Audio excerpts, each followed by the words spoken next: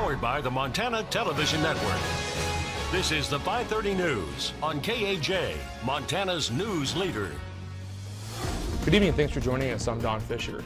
Tonight in Flathead County, we're learning more about two men who died in separate snowboarding incidents on Saturday. MTN's Nicole Miller has reaction from those close to the incident. 22-year-old Connor Heidegger of Rollins and 28-year-old Scott Robert Hornstra of Alberta lost their lives in separate incidents while snowboarding Saturday in Flathead County. The first incident occurred off Blacktail Road in Lakeside. Heidegger was out of bounds and some distance from the Blacktail ski area when he attempted to jump off a cliff and died from blunt force trauma. He never even came to the ski area. He was off to the side of the road. So, skiing in bounds where you have the supportive patrol is important. And we responded as Good Samaritans because we heard of the call through the Lakeside Quick Response Unit. The second incident occurred at Whitefish Mountain Resort. Hornstra became separated from his group.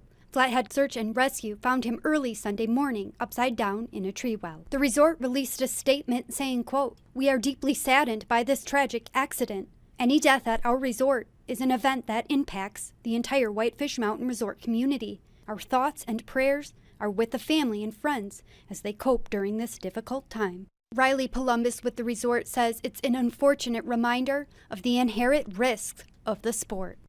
It's an unfortunate risk of our sport that tree wells as well as deep snow can be a very serious hazard.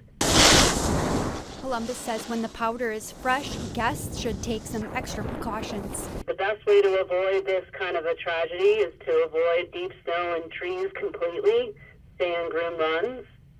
However, if you are going to go and enjoy the trees and enjoy the powder, you should be skiing with someone else, and you should always keep your partner in sight. In Flathead County, Nicole Miller, MTN News. And the last time Whitefish Mountain Resort saw death was in 2014. And switching to weather, we can expect quiet conditions throughout the region as we welcome in the new year. And for more on what Mother Nature will be bringing in our future, let's toss it over to Chief Meteorologist Aaron Yost, who has a look at our first forecast. Aaron. Yeah, pretty quiet conditions here as we begin 2018. We will be dealing with a little bit of patchy fog during the morning, some pretty chilly morning starts for sure, but afternoon sunshine should win out as we head into the next couple of days. This could change though by Wednesday afternoon as our next system starts to approach. You can see though some of those low clouds kind of socking in our valleys in northwest Montana even still this late afternoon. With that said, we will see a slow warming. High temperatures look to jump into the upper 20s, maybe some low 30s by Thursday, if not for sure to end the week. I've got more details though coming up in your full forecast. Okay, thanks, Aaron. 2018 kicked off with a bang for some in Missoula who are looking forward to having a more active year ahead. Run Wild Missoula and Runner's Edge sponsored the annual January 1st resolution run that hopes to get runners off on the right foot. It was a foggy and chilly this morning, but there was loud music and lots of cheering as people crossed the finish line. About 500 people ran in the timed 5K race that snaked through the Rattlesnake neighborhood along Rattlesnake Elementary School. One group of friends say they look forward to running more in the new year with friends. I'm going to try to reach out to people that I haven't spoken to for a long time. That's one of my goals for the year. But just to have more runs and just spend time with these running friends. And runners warmed up after the race with some hot soup.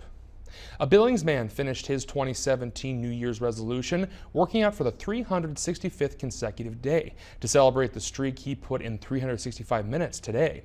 MTN's David J. brings us part of his more than 6 hours of fitness training. Right hand plant, spread the fingers. You know what's tough? That hot yoga, it gets nice and hot and nice because it warms your body up and you feel more flexible and works a lot of that core strength. Plus it makes you do some things that your body probably isn't used to doing, so again, kind of helps mix it up. Leif Wellhaven works out in a hot yoga class at Black Orchid. He started his day at 6 with cardio work, lifting weights, a cycle class, and more lifting. If you just keep doing the same thing over and over, you can get bored with it and then you could quit, and so try to do different things all the time. Wellhaven played football, basketball, and was a track athlete at West High School and wanted to get back into shape. December 31st is when I started last year and decided I wanted to lose 100 pounds and I wanted to work out every day for 365 days. Those were my first two goals. I would really like to thank all of you for coming in this morning, getting on the roads and supporting Leif. More than 50 helped celebrate Wellhaven's 365th workout day. And then it was back to Granite Fitness for his final workout hour of 2017. Well, yesterday I was a little bit overwhelmed. I felt a little emotional just because I thought, gosh, I actually did it. I'm nearing the end of it, and so I'm kind of sad to see it end, but at the same time, it's really just the beginning. You know, I just got to keep that healthy lifestyle up as I move on and hopefully live a longer, fuller, healthier life. And he says his workouts have been good for his family. My family has been really great. They've been very supportive. We cook differently now. We make better buying choices at the grocery store, buying better food. That's been a big part of it. Plus just changing our habits, our daily habits. Happy 365th day of working out. It's great for everybody, and I think everybody around me can feel probably the positive energy and the confidence, because it changes really how you look at things. And so I've just had this great, wonderful year, and I really attribute a lot of it to just making that decision to become being a healthier me. And so hopefully people will see that and know that they can do it, because I'm nobody special. If I can do it, they can do it. In Billings, David J., MTN News. And Will Evans says his goals for this year include running a half marathon and running the Spartan obstacle race in Kalispell. And with the start of the new year, Montanans will be paying more to register their vehicles. Lawmakers approved new fees last year to help fund the state motor vehicle division. Starting today, MVD will add a 3% administrative charge to all of its current fees, including vehicle registration. There will be an additional $825 fee on light vehicles worth $125,000 or more, and an $800 fee on motorhomes worth $300,000 or more. Also starting today, Montana businesses that hire workers and offer them training through the state apprenticeship programs will have access to a new tax credit, and that credit will be larger when businesses hire veterans. The new law was among Governor Bullock's top legislative priorities last year. Today, California becomes the latest state to legalize recreational marijuana. It's expected to bring an economic windfall and possibly pave the way for other states to follow. Daniel Nottingham has the details from Los Angeles. A ribbon-cutting ceremony kicked off the historic day at a dispensary in Oakland, where hundreds of people lined up to buy recreational pot starting at 6 a.m. Harborside is one of the first shops in California to get the new city and state permits. Henry Wykowski was the first customer. It's been a long time coming.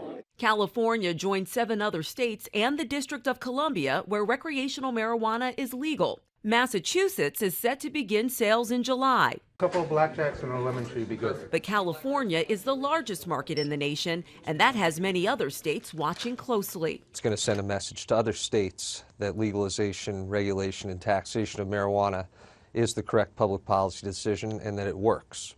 Buyers have to be at least 21 years old and can only purchase up to an ounce of recreational marijuana. Childproof exit bag. Other restrictions include limiting the level of THC in each package of edibles. Recreational pot also costs more than medical marijuana because of a higher tax. Users say they want to end the stigma surrounding pot use. I'm an employed, functioning adult, and I also smoke weed, and I don't think there's anything wrong with that. With the addition of recreational sales, the pot industry in California is expected to generate at least $1 billion in tax revenue annually. Danielle Nottingham, CBS News, Los Angeles. And legalization advocates believe Rhode Island, Vermont, Connecticut, New Jersey, and Delaware could be the next states to pass recreational marijuana laws. President Trump is getting in one last round of golf before coming back to D.C. this evening, but he's also keeping a close eye on foreign policy problems around the globe, including a nuclear, North Korea, and civil unrest in Iran. Weijia Zhang has more details from the White House. President Trump rang in the new year with a lavish party at his Mar-a-Lago resort in Florida. We're going to have a great year. It's going to be a fantastic 2018. 2018 may be new, but there are some old problems that remain challenges for the White House. North Korean dictator Kim Jong-un addressed his country on New Year's Day and announced he now has a nuclear button on his desk after completing work on his nuclear arsenal. Kim says the weapons can reach every U.S. state. President Trump was non-committal when asked to respond. We'll see. We'll see. The president is also spending New Year's Day keeping an eye on domestic unrest in Iran. At least 12 people have been killed in the ongoing demonstrations across the country. State TV is reporting that armed protesters try to take over police stations and military bases. The protests began Thursday over corruption and economic issues and has since spread. The government has responded by blocking social media sites and cracking down with force. President Trump tweeted that the U.S. is watching closely for human rights violations. Weijia Jiang, CBS News, the White House. And the U.S. has accused Iran of spreading unrest throughout the Middle East by funding terrorist groups such as Hezbollah and stoking civil wars in Syria and Yemen. And next, a new broadband network helps local responders communicate better in an emergency. And we continue our look at New Year's fitness with studies that could help you have success.